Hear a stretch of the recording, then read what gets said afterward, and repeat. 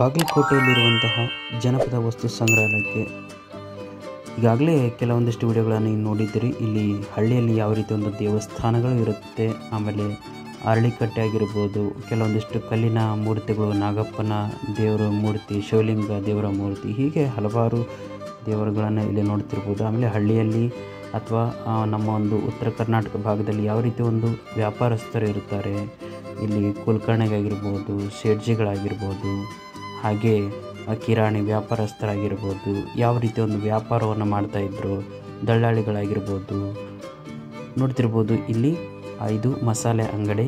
ಯಾವ ರೀತಿ ಒಂದು ಮಸಾಲೆ ಒಂದು ಸಾಮಾನುಗಳನ್ನು ಡಬ್ಬ ಅಲ್ಲಿ ಹಾಕಿಡ್ತಾಯಿದ್ರು. ಆಮೇಲೆ ಅವಾಗ ಯಾವ ರೀತಿ ಒಂದು ತೂಕ ಮಾಡ್ತಿದ್ರು, ಆಮೇಲೆ ಇವಾಗ ಒಂದು ಹಳ್ಳಿಯಲ್ಲಿ ಒಂದು ಡ್ರೆಸ್ ಕಲ್ಚರ್ ಹೆಂಗಿತ್ತು ಅದನ್ನೆಲ್ಲ ಒಂದು ಇಲ್ಲಿ ತೋರಿಸಲಾಗಿದೆ. ಆಮೇಲೆ ಇಲ್ಲಿ ಬಡಿಗೇರ ಅಂದರೆ ವಿಶ್ವಕರ್ಮರು ಯಾವ ರೀತಿ ಒಂದು ಕೆಲಸವನ್ನು ಮಾಡ್ತಾಯಿದ್ರು, ಕೂರಿಗಾಗಿರ್ಬೋದು, ಬಂಡೆಗಿರ್ಬೋದು, ಅದನ್ನು ಇಲ್ಲಿ ತೋರಿಸಲಾಗಿದೆ.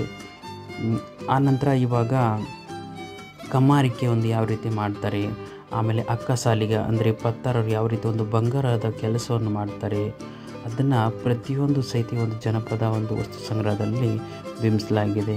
ಅದಾದ ನಂತರ ಇಲ್ಲಿ ನೋಡ್ತಿರ್ಬೋದು ಕಮ್ಮಾರಿಕೆ ಯಾವ ರೀತಿ ಇರುತ್ತೆ, ಆಮೇಲೆ ಅಲ್ಲಿ ತಿದಿಯಾಗಿರ್ಬೋದು, ಅದನ್ನು ಈಗ ಜಗ್ಗಿದ್ರೆ ಅಂದರೆ ಬೆಂಕಿ ಉತ್ಪತ್ತಿ ಆಗುತ್ತೆ, ಅದರಲ್ಲಿ ಕಾಸಿ ಕೆಲವೊಂದಿಷ್ಟು ವಸ್ತುಗಳನ್ನು ಮಾಡಲಾಗುತ್ತೆ. ಆಮೇಲೆ ಕೂಡ ಆಗಿರ್ಬೋದು, ಕೊಡ್ಲೆ ಆಗಿರ್ಬೋದು, ಹೀಗೆ ಪ್ರತಿಯೊಂದನ್ನು ಮಾಡಲಾಗುತ್ತೆ. ಆಮೇಲೆ ಇಲ್ಲಿ ಬಳೆಗಾರ ಆಗಿರ್ಬೋದು, ಬಳೆಯನ್ನು ನೋಡ್ತಿರ್ಬೋದು, ಕಲರ್ ಬಳೆಗಳನ್ನು ಇಲ್ಲಿ ಇಡ್ತಿರ್ಬೋದು. ಆ ನಂತರ ಇವಾಗ ನೇಕಾರಿಕೆ ಉತ್ತರ ಕರ್ನಾಟಕದಲ್ಲಿ ಅದು ನಮ್ಮ ಗುಳೇದಗುಡ್ಡ ಆಗಿರ್ಬೋದು, ಈ ಕಡೆ ಭಾಗದಲ್ಲಿ ಇಲ್ಕಲ್ಲು, ಬಾಗಲಕೋಟೆ ಸೈಡೆಲ್ಲ ನೇಕಾರಿಕೆ ಒಂದಿಷ್ಟು ಫೇಮಸ್. ಸೊ ಹಾಗಾಗಿ ಇಲ್ಲಿ ಚರಕಗಳನ್ನು ಆಗಿರ್ಬೋದು, ಆಮೇಲೆ ಮಗ್ಗನ ನೈತಾ ಇರ್ಬೋದು, ಅಷ್ಟು ಸುಂದರವಾಗಿದೆ ಇಲ್ಲಿ ತೋರಿಸಲಾಗಿದೆ.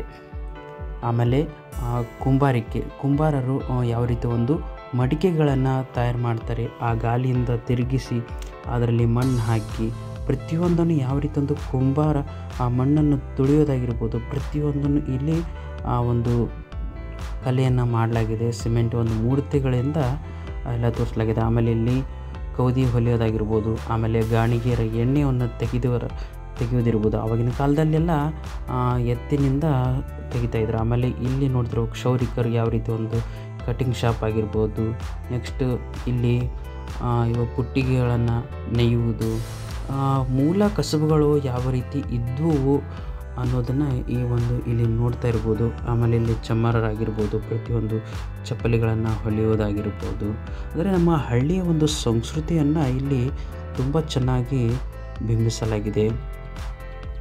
ಯಾಕಂದರೆ ಎಲ್ಲ ಒಂದು ಕಸುಬು ಮಾಡುವವರು ನಮ್ಮ ಒಂದು ಇಡೀ ಪ್ರಪಂಚಕ್ಕೆ